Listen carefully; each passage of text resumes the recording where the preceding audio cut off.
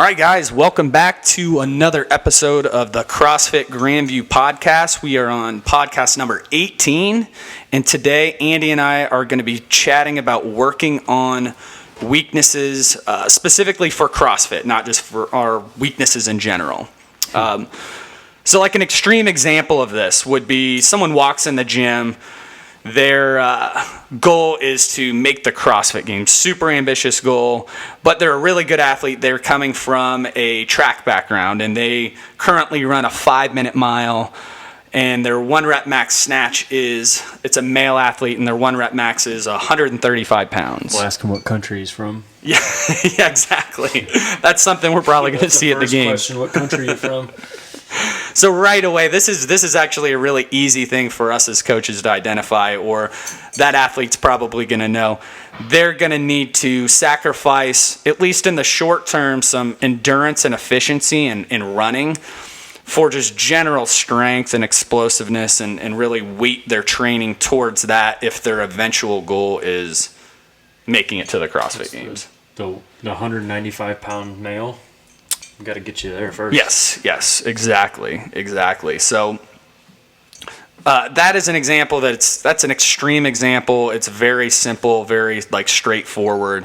And when we dive into different sports and different things, there's examples where you really don't need to work on your weaknesses, or you shouldn't really get away from your strengths too much. Like an example would be a football player that relies on speed and explosiveness, and let's say they don't run a really good 10K. They shouldn't really worry about that. That's not going to help them in their sport. Reggie White didn't worry about how far he could run. No. So that in sports like that, or like Olympic weightlifting, we don't need to worry about that for a sport. So it depends on what sport you're in. In CrossFit, it's definitely going to help you if you do work on those weaknesses. In business, I feel strongly that you should probably double down on your strengths if you are a business owner or you're involved in business, and then try and delegate your weaknesses. In relationships and in CrossFit, I think it's really beneficial to work on your weaknesses. And I was telling you, Andy, before, an example is if you never do the dishes or mow the lawn or do any chores at the house, and your wife's always pissed off at you about that. If you work on that and you start doing that, that's going to improve your relationship. Just like in CrossFit, if your endurance isn't up to par and you really work on that, that's going to really improve your game. The hard part's looking outside of the box and actually being able to see that. Yeah. So people that start off workouts that go really fast or stuff like that and then die down, that's that telling you that's a weakness. Yeah. Or if your plan didn't go the way you thought, then obviously that's a weakness. So it's hard to sit back and look at something objective and just unbiased and be like, I need to work on that. Yeah, that's a nuanced weakness too. It's easy to just say, well, I'm not good at gymnastics or this movement, and then start diving into, well, why? Exactly. And I think that people oversimplify this, where a great example that I can use personally is it was the Open in 2018, and so I did in 1 week I did 2 events. So I did the pump and run at the Arnold, where it was bench press and a 5K run.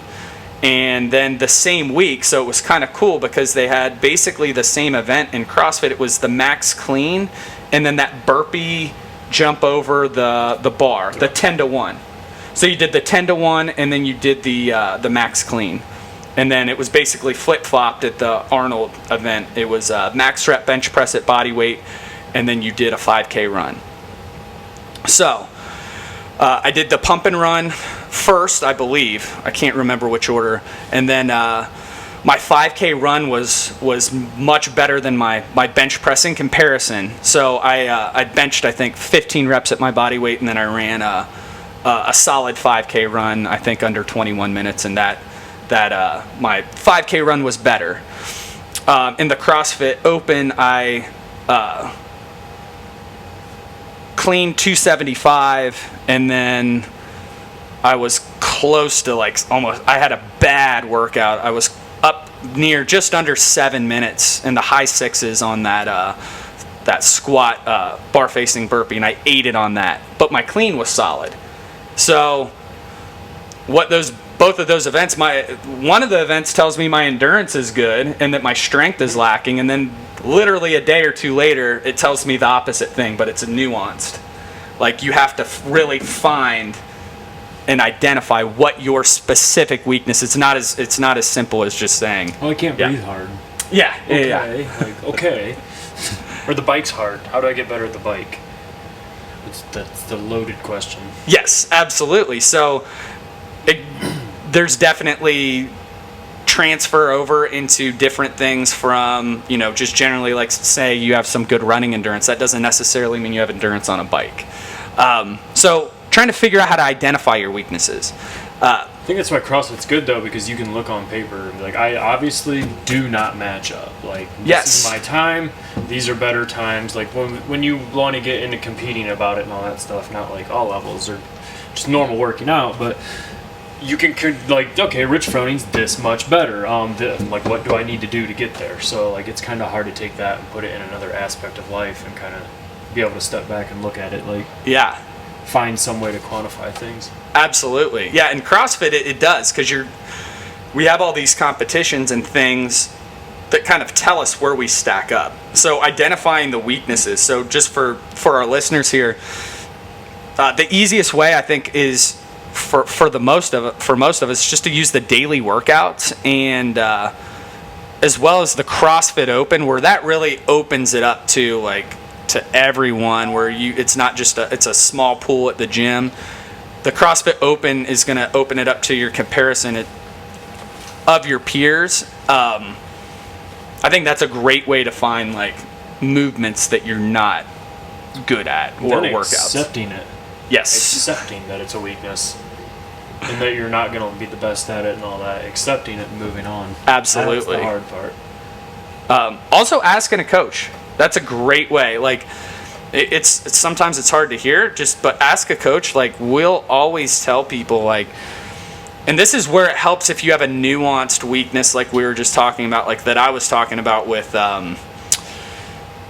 like my two workouts that were contrasting, where it seemingly like my strength wasn't good or my endurance wasn't good on one thing, but it was on the other. So getting outside eye. So I kind of scratched down an example that I can use for myself is I have trouble sitting in my lactic threshold for a really long time.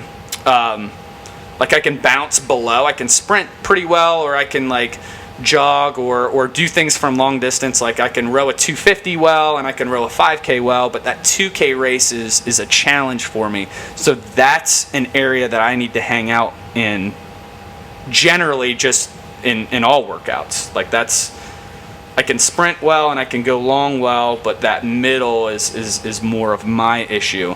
And now I can identify that from myself because I've done this for 15 years, but it might be challenging for you to understand that. So asking a coach, I think that can really help. Times. Yep. Or just where you stack up in class. Like, I generally don't know what time or how many rounds I got, but I know if I'm first or where I'm at in the class. Yeah. Yep. For a more advanced athlete, it's also going to be more nuanced in the way that, let's say you have a skill down. I think a great example would be like Joey with his handstand push-ups. Like, generally in the gym, he's good. He's really solid. But you're going to have to break. Now, at a games level, that was a weakness for him. And so what you had to do, and what I saw him do over the last year or so training, he started to really break that movement down. He was doing like single arm dumbbell work, things like that, finding sticking points, core stuff where he was kind of lacking. He kind of arches back and different things like that. So then you got to start to really work on finding maybe within that movement is what's the sticking point, rather than just like, I just have to do more handstand push-ups. That's not going to really get you any better. You have to find that spot within that movement that's basically stalling that, you out. That's the loaded question. Like, yes, you get better at the bike by riding the bike, but you don't just sit there and ride the bike. Like, Yes. there's different things to do, You have to do it in a focused Yeah, way like- to attack those which weaknesses. is the sucky part Yeah. and the monotonous part. So, like, just kind of looking at this, there's different ways to attack different types of weaknesses that we have in CrossFit. So, if mobility, say like mobility in an overhead squat is an issue for you, your shoulders are too tight or your hips or ankles are too tight, that's something you can work on every single day. Then that's not going to hurt you to work on. You don't need to recover from doing mobility work. Double unders, so skills, especially neurological skills, things that are like coordination based, double unders, things like that, you can work on those every single day. So you're just touching them, working on skills, building that coordination. Those are skills you can work on very frequently. Conditioning and stamina. So things like intervals or EMOMs of like toes to bar. These are things that you can work on multiple times a week, maybe like 2 to 3 days a week, if that's like a weakness for you. That's where it becomes the art, though, of not like doing it 2 days in a row and not doing it too much. Yeah. There's where there's the art of getting better, I guess. Yes. For you. Yes, and that's where it's starting to get tricky. Yeah, you want to spread those out. You were like, okay, I need to do toes to bar. I'm going to work maybe high volume one day, and then maybe a couple max sets another day. Most 4 days people apart. view that as I'm going to do another Metcon. That's not like if I want to get stronger at back squat, I'll do 5 by 5 or something. Same kind of idea. Yeah. If I'm going to do toes to bar, let me do 5 sets of 5. I did that unbroken. Let me do 5 sets of 7, 5 sets of 10. Yep. Like I'm just going to do a whole another Metcon where I'm just doing singles again. Yeah, And yeah, work on the skill. yeah. Where you're actually building Yeah. that skill up. Absolutely. I'm just not pouring another Metcon on for the sake of getting another workout in. Yep. And the same thing with strength. So just adding a Metcon with like deadlifts isn't going to be a great way to work on your deadlift. The technique or any of it. Yeah. Like, slow it down. So I think strength is like the third in order. If you have a weakness with like a barbell lift, that's something you want to work on either bi-weekly or once a week. And I really like a cadence of once a week, twice a week, once a week, twice a week, adding that in. So let's say it's like a deadlift, pulling deadlifts once a week, and then the next week twice a week, like on a Monday, Friday, and then the next week on a Wednesday. At that kind of cadence where you're putting some days between it, you're going to have the best, I think, effect. It takes a while to recover from that kind of a stimulus, especially if you're working and really focusing on that lift. Heavy light, heavy light, heavy light. Yep. So I think the order, if we're just looking at the order, it's you can work on mobility and skills daily to multiple times a week, conditioning and stamina next, and then strength would be the one you would work the least frequently. When you're looking at weaknesses, so some of us will want to fire hose weaknesses, like I have like 8 things I want to work on, and they'll try, and basically they get schizophrenic and they'll like do a little bit of extra on this and then a little bit of extra on that. People's lists are usually pretty big. Yeah, I The think weakness list is huge. it's good to pick no more than 1 or 2 things to really focus in on one time. I think Fraser said he picks a weakness and does it for 2 straight months, and then it's not a weakness anymore. Yeah. But when you try to spread all of them out, like I got to do toes to bar today, row intervals tomorrow, bike intervals the next day. That's what the CrossFit classes are for. That's what they're for. Yeah. And that's very daunting to do to yourself. Yeah. Like what's all the extra things I have to do?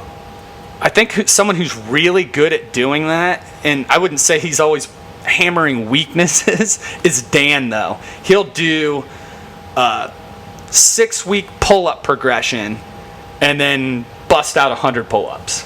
But it's really cool. But Like, he can do it every day because he knows how to mix strict with kipping. Yeah. Do other it's not the same thing every day. he's excellent at like finding a skill for himself, and then he's got quite a few clients that And that's like just- come to him for like It's just weakness what work. you do Yeah. for a little bit. So staying accountable to weaknesses, though. So that's the hard thing. Like we were talking about, like we'll kind of jump from thing to thing to thing. There has to be like a test in and a test out, or else like what are you doing? Yeah, If you that's. don't row a 2K at the very beginning and the very end, how do you know if you improved your 2K? I think that's a great way to think about it. So a test in and a test out, having something that's going to keep you accountable to that weakness. I think a way to tackle weakness. There are weaknesses for a reason. Your body's not typically efficient with it. It's not comfortable for you to do it. So I think a really good way, and something that's helped me if I've had a weakness, is to ease into training it. And when you're working on it initially, it should be kind of easy, I think. Like if you're working on running or rowing, you shouldn't. Your first workout shouldn't just like melt your face off and like this sucks and you're failing and you're running 400s and you're walking 200s by the time like you're done. Like It doesn't matter who you are, you don't want to lose. Like, No. It's defeating just to get beat by like that. you want to stay peppy. You want it to be productive. You don't want it to beat you down mentally. You want to look forward to working on it. Like an example would be, I think, say if handstand push-ups were a weakness, but you had some capacity you could do them. Starting off with like an EMOM of, doing 2 or 3 on the minute for 10 minutes, and you're knocking them out. Okay, that's fine. I did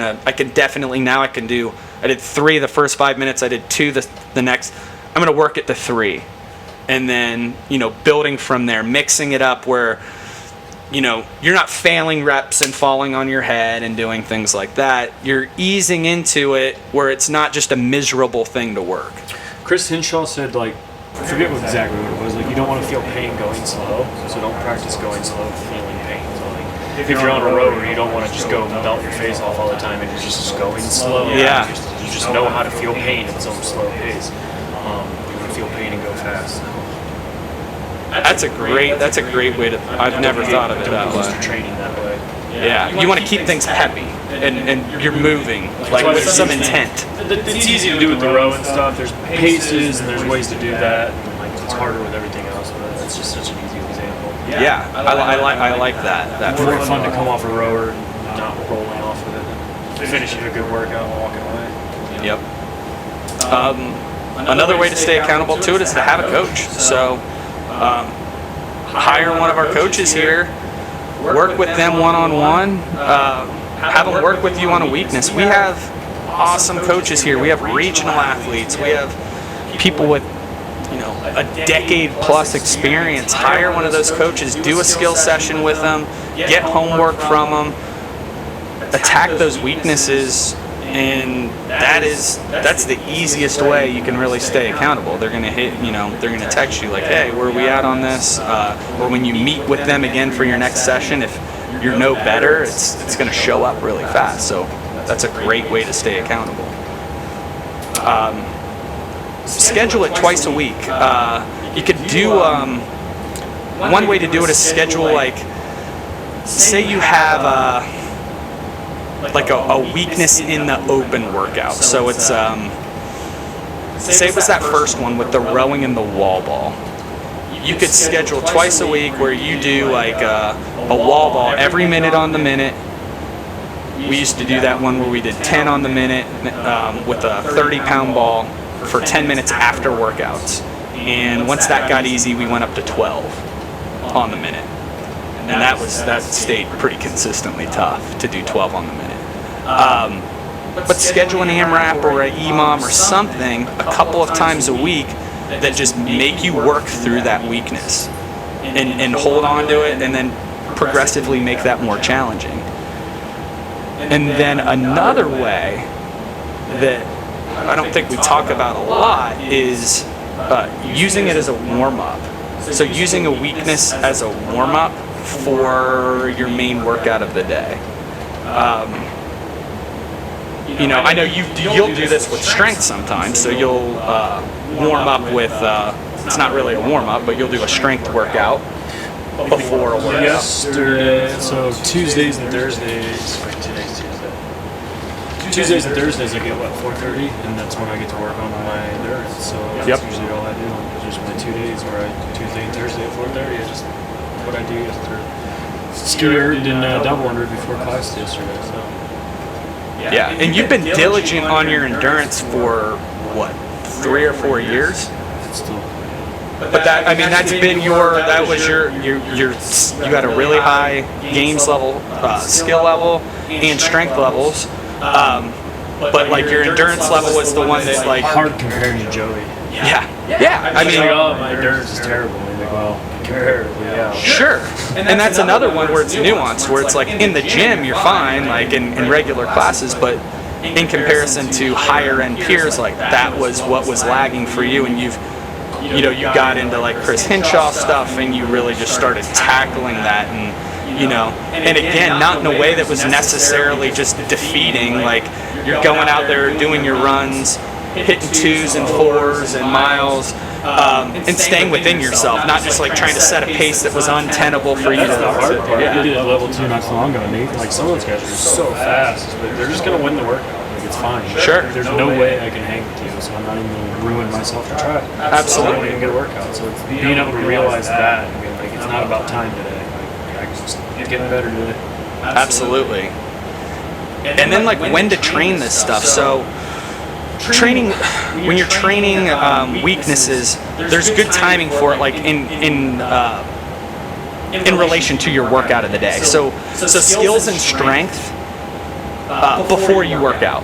So I do see like sometimes people will want to tackle skills like double unders or like muscle ups or tricky skills when they're exhausted, and they just like fail a couple times and they're tired, and it's just like, all right, they just kind of give up on it. Like this isn't really working. You want to tackle skills and strength before you train. Stamina, endurance. If you're going to go run those 400 repeats and do things like that, I think after you do your Metcon, yeah, that's a great time to do that. Yeah. Or if you're going to do like those EMOM toes to bar, all right, do it after your work. You don't want to completely fry your midline and then do any WOD, really. So after your workout, that's going to be the time to train your stamina and endurance work. Losing my train of thought. Using it as a warm-up. So I want to give an example, and maybe if we have some OGs who are listening, they might remember this. There was a full year where, and I credit still today, where it's really hardwired some skills into me. So we alternated 2 skill warm-ups. It was almost like an old level 2 before we started the level 2. And it was stuff from Doug Chapman at Hyperfit. One was like, it was just like 10 pull-ups, 10 handstand push-ups, 10 muscle-ups, 10 dips, 100 double unders. But it was like this little skill set. And it was like low volume, was like maybe 6 exercises. It was like 10 apiece. And then the next day was a 20-second L-sit, a 40-foot handstand walk, and 3 skin the cats, 3 rounds. But we just touched that before we did our training sessions every day, and we did it for like 6 months. So I started off, I could not handstand walk at all, and by the end of it, a 40-foot handstand walk was, I could do it in my sleep. I can still handstand walk now, and I do it once every 6 months. I don't do muscle ups that often. I can still do, I really credit hardwiring those skills in and just doing it over and over again. And I really credit that skill progression. So if you ever want like a warm up or something to do before class, ask a coach or ask me, and I can actually give you those warm ups that we did then. And that's a way you can tackle weakness. It's just tackling it in an easy way. Yeah. Yep, with the windmills. But it was basically just greasing the groove. I mean, it wasn't anything really hard or overly taxing, but I was doing ring muscle-ups 3 times a week. And I'd alternate. I think I'd do them strict one day, and then I'd just knock out all 10 in one set the other time. And when I'd see muscle-ups and workouts, my eyes would light up because I'm like, I practice these 3 times a week. Like, 2011, I would do 10 bar muscle ups every day when I left. yeah, Right before I left, I'd do 10. you could probably And then do. eventually I got to 10 unbroken, but every day, right before I left, just 10. You can do what today? 30 unbroken if you had to. You know, something you can do a lot. But it was just I'm gonna just practice this today. And then we used to handstand walk a basketball court at the Y before I'd leave too. It's started off a little thing, and then it was eventually the whole basketball court. yeah. That's how you get those skills, though. You just Every day. you hardwire them in. Every day. So it's just touching things and consistency and really working on them. And I hope you guys can take some of those tips with you. If you have any questions, you know, absolutely let us know. And then Andy, I was thinking for the next podcast, I had it written down. I saw this on a different podcast I was listening to, and I thought this would be a cool idea, and I'll put a post out.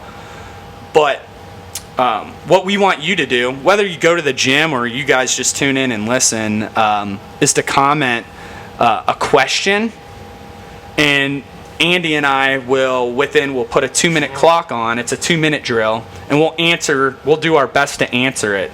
So you guys ask us a question about training, about CrossFit, preferably, and then we're gonna go ahead and take 2 minutes to answer. Yeah, like a good example I think could be like someone would ask a question like, well, I've lost weight doing CrossFit and I feel like I'm fit and I have endurance, but now I want to build strength and I'm having trouble doing that right now. What should I do? And then we would dive into that. So questions like that, guys, I think would be awesome. So that's what we want to dive into on our next one. Bring it. Yep. Thanks for listening, guys.